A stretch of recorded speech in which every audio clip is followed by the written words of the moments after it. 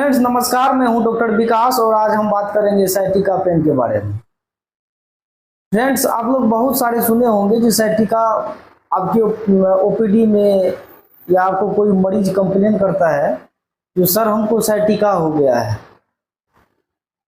देखिए friends, sciatica किसी को होता नहीं है। ये साइटिक एक नर्व है जो रीढ़ की हड्डी में उसका जो एक वर्टेब्रा होता है, जो स्पाइनल कोड होता है L1, L2, L3, L4, L5, S1, S2, S3, S4, उसके अंदर एक नर्व होता है जिस नर्व की थिकनेस थोड़ा ज़्यादा होता है। जैसे ये वर्टेब्रा हुआ और इस नर्व के माध्यम से इस वर्टेब्रा के बीचों बीच एक नर्व निकलता है जो बैक से लेकर के वो थाई होते हुए पैर तक जाता है। और पैर तक जाने के बाद वो नस, जब भी नस वो पिंच करता है या स्पाइनल कोड में या किसी तरह का इंजरी हो गया है या ट्यूमर हो गया है या गांठ हो गया है या उसमें सूजन हो गया है, तो उस कारण से होता क्या है, जो ये नर्व निकलता है उस होकर के, जैसा कि आप इसमें देख रहे हैं रेड कलर से वो नर्व है जिसको इंडिकेट किया गया है। वो नर्व निकलने के कारण और उसमें जो इन्फ्लामेशन होता है वो डिस्क में या वहाँ का जो डिस्क है हेर्निटेट कर गया है या डिस्क में सूजन आ गया है या डिस्क पिंच कर रहा है, तो जब वो उसका मोटा उसमें सूजन आएगा, किसी भी तरह का उसमें अगर परेशानी आता है तो वो है जो सैटिक नर्व है जो पैरों तक जाती है वो दबता है, वो पिंच करता है। जब वो पिंच करेगा, वो दबेगा, तो आपको लगेगा कि पूरे होते हुए पैर तक काफ़ी दर्द होगा। ऐसा लगेगा कि हमको बिजली की तरह झटका लग रहा है, झुनझुनाहट होगा, उसमें बेचैनी होगा, दर्द रुक रुक कर होगा। इस तरह का सिम्टम इसमें देखा जाता है।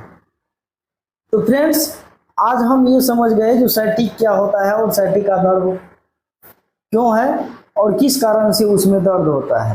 तो दर्द को हम कैसे पहचानेंगे कि ये साइटिका का ही दर्द है। तो सबसे पहले उसका जो कमर के नीचे, कमर होते हुए थाई होते हुए पैरों तक जो वो दर्द है एकदम जैसे बिजली की तरह दौड़ता है, वो बिजली की तरह दौड़ना शुरू हो जाएगा, क्योंकि वहाँ पे जो नस है, जो साइटिक नर्व है, वो पिंच कर रहा है यानी दब रहा है। उसके बाद आपको उसमें पैर में कभी स्वेलिंग भी हो सकता है, रीढ़ भी आपका जो लोअर बैक है वो भी दर्द कर सकता है। उसके बाद होता क्या है, आपको जो है मतलब झुनझुनाहट टाइप से होगा। झुनझुनाहट होने के बाद उसमें आपका पैर में सुरपन टाइप से भी हो सकता है एवं बहुत सारे ऐसे लक्षण हैं जो आपको स्पष्ट रूप से दिखाई देंगे। तो इस तरह से अगर इस तरह का कंडीशन अगर आपके पास आता है तो आप उसको साइटिक पेन का ही कंडीशन जान सकते हैं। अगर फिजिकली अगर आपको उस पर कन्फर्म नहीं हो रहे हैं तो उसका एक टेस्ट भी होता है, एमआरआई भी करा सकते हैं या उसका एक्सरे भी करा सकते हैं, जिससे ये पता चलता है कि वो वर्टेब्रा के अंदर जो एक साइटिक नर्व है वो दब रहा है या नहीं दब रहा है। दबने के कारण ही उसमें दर्द होता है, ये समझ लीजिए आप। और इसमें जो हम लोग इलाज देते हैं, देखिए बहुत सारे इलाज तो यूट्यूब पे है, बहुत सारे दवाई डॉक्टर बताते हैं, लेकिन पेशेंट को कोई चैलेंज भी करते हैं जो 5 दिन खाइए, 3 महीना खाइए, 10 दिन खाइए। तो बहुत सारे इसमें रीजन है, रीजन को समझना होगा। सबसे पहले तो आप उसमें एक पेन किलर मेडिसिन देंगे, एंसिड जो नॉन स्टेरॉइड ड्रग्स होता है, वो दवाई अगर आप उसको देते हैं तो थोड़ा पेन उसको रिलीफ होगा। हम लोग क्या ट्रीटमेंट देते हैं, जो आज आपको मैं ऐसा ट्रीटमेंट बताऊंगा जो अगर आप देंगे तो वो पूरी तरह से ठीक हो जाएगा। करना कुछ नहीं है, वो जो नर्व है उसमें इरिटेट अगर हो गया है, स्पाज्म हो जाता है, तो वो मसल्स को रिलैक्स करने के लिए आप उसमें जो है फ्लेक्सन एमआर टेबलेट सुबह और शाम 10 दिन देना है। फ्लेक्सन एमआर टेबलेट अगर सुबह और शाम उसको 10 दिन देते हैं तो जो मसल्स स्पाज्म हो गया है उसमें रिलैक्सन होकर के उसको दर्द में रिलीफ मिलता है। उसके बाद एक होता है प्रेगालिन एंटी। प्रेगालिन एंटी जो ये प्रेगाबोलिन होता है 75 mg और नॉर्टेप्टिलाइन जो होता है उसमें 10 mg होता है। ये नॉरटेप्टिनेन जो आपका जो है ये दिमाग पे काम करता है, और प्रेगाबोलिन भी ये दिमाग पे ही काम करता है। ये एंटी कन्वल्सन मेडिसिन है। ये क्या करेगा, आपका जो नर्व है, आप अगर ये दवाई लेंगे तो आपके दिमाग को सबसे पहले स्लो कर देगा, आपको नींद भी ज़्यादा आना शुरू हो जाता है। इस तरह का कंडीशन होता है।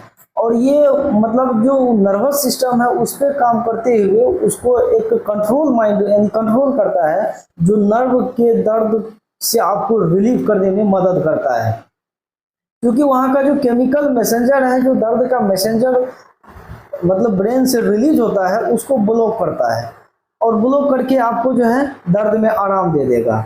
उसके बाद आप जो एक दवाई देंगे विटामिन B12 का, विटामिन B12 जैसे उसमें मेगा न्यूरॉन ओडी करके आता है, मेगा न्यूरॉन ओडी उसको कम से कम एक टाइम 30 दिन तक दीजिए।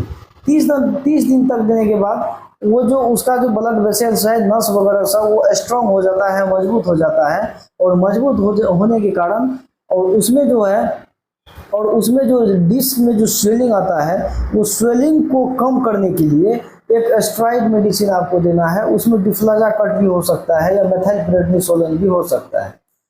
तो उसमें करना क्या है, मात्र डिफ्लाजाकट 12 mg का टैबलेट 16 दिन देना है। उस गैस की दवाई देना है।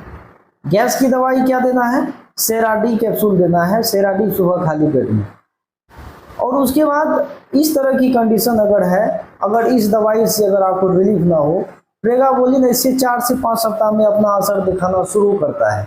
तो इसको लगभग आपको 2 से 3 महीना यूज करना पड़ेगा। बाकी की दवाई यूज कीजिए, और इससे हद तक देखा गया है साइटिका का जो नर्व जो पिंच कर रहा है वो आराम हो जाता है। अगर ये सब करने के बाद भी अगर ठीक नहीं होता है तो एक फाइंडिंग करके एक्सरे के माध्यम से या MRI के माध्यम से फाइंड करना पड़ता है जो किस जगह ये नर्व पिंच कर रहा है। जहाँ पे नर्व पिंच करता है वहाँ पे इन्फ्लामेशन होता है, तो वहीं पे एक इंजेक्शन लगा दिया जाता है स्टेरॉइड का, और इंजेक्शन लगाने से उसमें जो स्वेलिंग है वो कम हो जाता है, और दर्द आपको काफ़ी लंबे समय तक आराम रहता है। तो यही इसका इलाज है। और उसके बाद आप फिजियोथेरेपिस्ट से भी मिल सकते हैं, अक्सर वो साइज वगैरह से कर सकते हैं। कुछ ऐसा भी काम ना करें जो बराबर बैठे रहते हैं।